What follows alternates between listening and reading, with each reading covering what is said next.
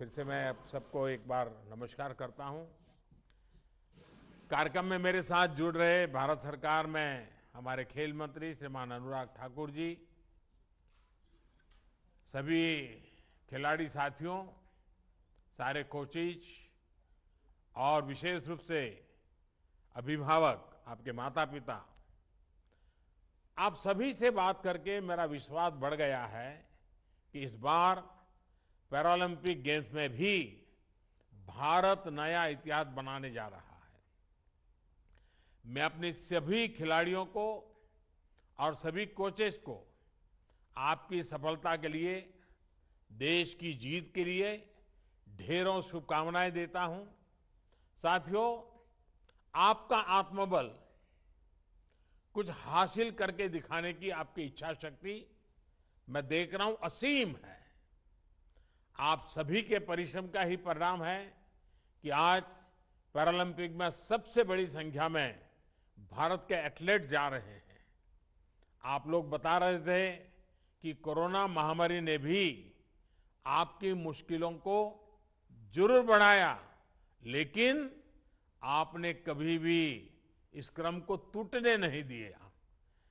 आपने उसको भी ओवरकम करने के लिए जो भी आवश्यक था उसको भी कर लिया।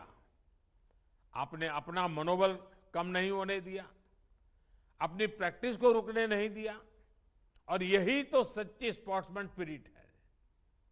हर हालत में वो यही हमें सिखाती हैं, yes we will do it, we can do it.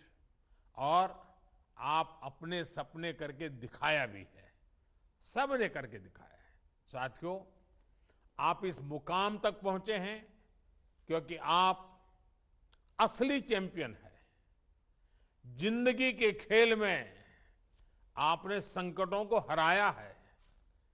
जिंदगी के खेल में आप जीत चुके हैं, चैंपियन है। एक खिलाड़ी के रूप में आपके लिए आपकी जीत, आपका मेडल बहुत महत्वपूर्ण है।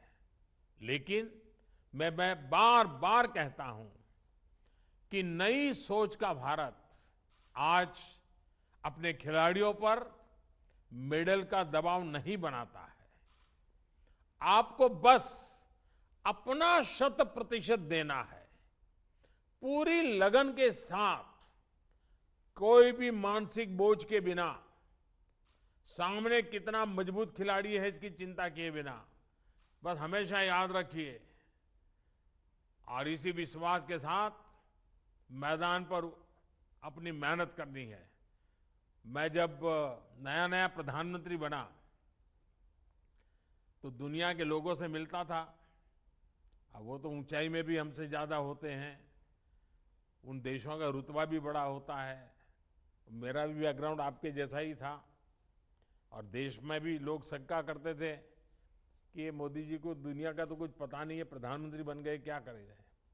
लेकिन मैं जब दुनिया के लीडरों से हाथ मिलाता था तो मैं कभी ये नहीं सोचता था कि नरेंद्र मोदी हाथ मिला रहा है। मैं यही सोचता था कि 100 करोड़ से भी बड़ी आबादी वाला देश हाथ मिला रहा है, मेरे पीछे 100 करोड़ से ज्यादा देशवासी खड़े हैं। ये भाव रहता था, और उसके कारण मुझे कभी भी मेरे कॉन्फिडेंस को समस्या नहीं आती थी।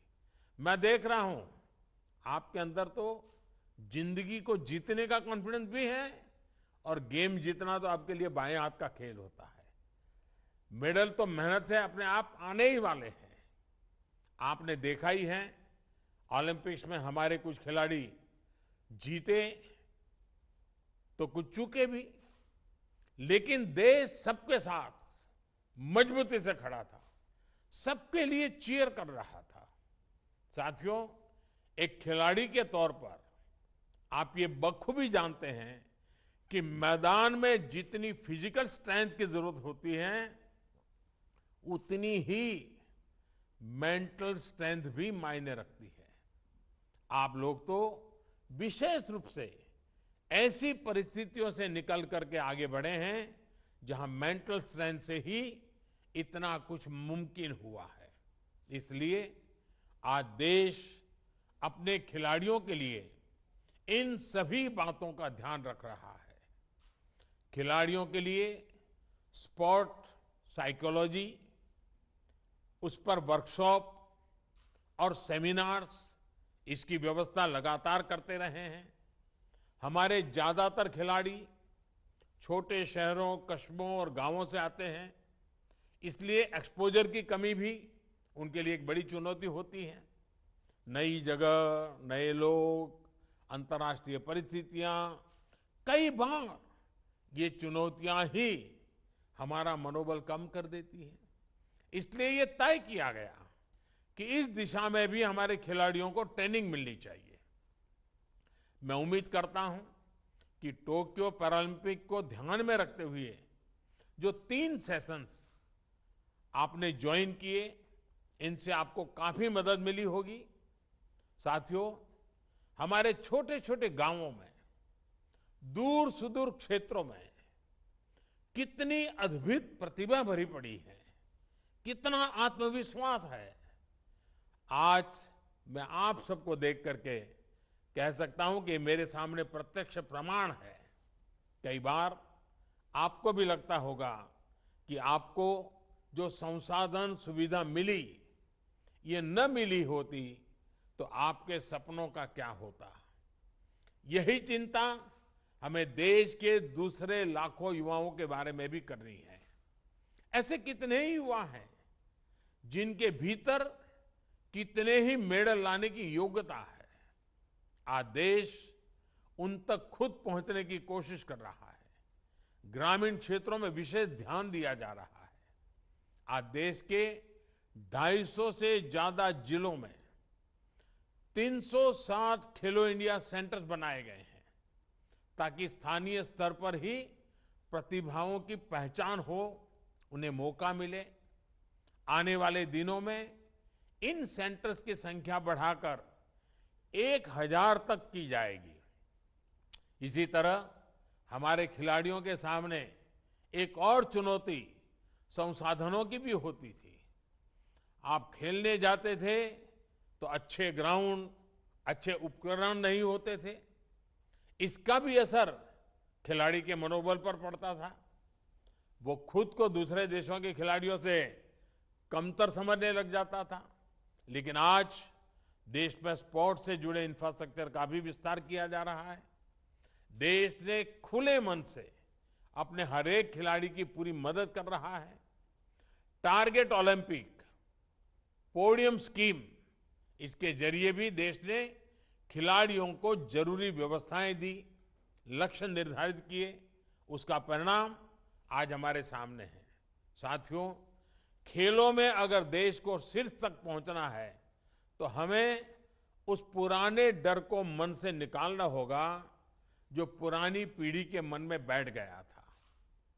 किसी बच्चे का अगर खेल में ज्यादा मन लगता तो घर वालों को चिंता हो जाती थी कि आगे क्या करेगा, क्योंकि 1-2 खेलों को छोड़कर खेल हमारे लिए सफलता या कैरियर का पैमाना ही नहीं रह गए। इस मानसिकता को, असुरक्षा की भावना को तोड़ना हमारे लिए बहुत जरूरी है। साथियों, भारत में स्पोर्ट्स कल्चर को विकसित करने के लिए हमें अपने तौर तरीकों को लगातार सुधारते रहना होगा। आज अंतर्राष्ट्रीय खेलों के साथ साथ पारंपरिक भारतीय खेलों को भी नई पहचान दी जा रही है। युवाओं को अवसर देने के लिए, प्रोफेशनल एनवायरनमेंट देने के लिए मणिपुर के इंफाल में देश की पहली स्पोर्ट्स यूनिवर्सिटी भी खोली गई है। नई राष्ट्रीय शिक्षा नीति में भी पढ़ाई के साथ साथ खेलों को बराबर प्राथमिकता दी गई है। आज देश खुद आगे आकर खेलो इंडिया अभियान चला रहा है। साथियों, आप किसी भी स्पोर्ट से जुड़े हो, एक भारत श्रेष्ठ भारत की भावना को भी मजबूत करते हैं। आप किस राज्य से हैं, किस क्षेत्र हैं, कौन सी भाषा बोलते हैं, इन सब से ऊपर आप आज टीम इंडिया है। ये स्पिरिट हमारे समाज के हर क्षेत्र में होनी चाहिए, हर स्तर पर दिखनी चाहिए। सामाजिक बराबरी के इस अभियान में, आत्मनिर्भर भारत में मेरे दिव्यांग भाई बहन देश के लिए बहुत महत्वपूर्ण भागीदार है। आपने साबित किया है कि शारीरिक कठिनाई से जीवन रुक नहीं जाना चाहिए। इसलिए आप सभी के लिए, देशवासियों के लिए, खास करके नई पीढ़ी के लिए आप सब बहुत बड़ी प्रेरणा भी हैं।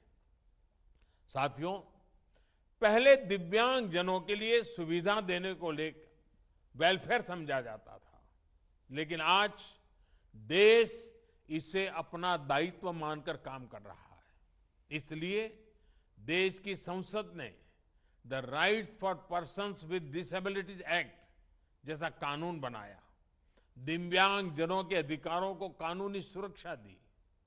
सुगम्य भारत अभियान इसका एक और बड़ा उदाहरण है। आज सैकड़ों सरकारी बिल्डिंग्स, सैकड़ों रेलवे स्टेशन, हजारों ट्रेन कोच, दर्जनों डोमेस्टिक एयरपोर्ट्स के इंफ्रास्ट्रक्चर को दिव्यांग जनों के लिए सुगम बनाया जा चुका है। इंडियन साइन लैंग्वेज की स्टैंडर्ड डिक्शनरी बनाने का काम भी तेजी से चल रहा है। एनसीईआरटी की किताबों को भी साइन लैंग्वेज में ट्रांसलेट किया जा रहा है। इस तरह के प्रयासों से कितने ही लोगों का जीवन बदल रहा है, कितनी ही प्रतिभाओं को देश के लिए कुछ करने का भरोसा मिल रहा है। साथियों, देश जब प्रयास करता है तो उसके सुनहरे परिणाम भी हमें तेजी से मिलते हैं। तो हमें और बड़ा सोचने की और नए की प्रेरणा भी उसी में से मिलती है। हमारी एक सफलता हमारे कई और नए लक्ष्यों के लिए हमारा रास्ता साफ कर देती है। इसलिए जब आप तिरंगा लेकर टोक्यो में अपना सर्वश्रेष्ठ प्रदर्शन करेंगे तो केवल मेडल ही नहीं जीतेंगे, बल्कि भारत के संकल्पों को भी आप कई दूर तक ले जाने वाले हैं, उसको एक नई ऊर्जा देने वाले हैं, उसको आगे बढ़ाने वाले हैं। मुझे पूरा विश्वास है कि आपके ये हौसले, आपका ये जोश टोक्यो में नए कीर्तिमान गढ़ेगा। इसी विश्वास के साथ आप सभी को एक बार फिर ढेरों शुभकामनाएं। बहुत बहुत धन्यवाद।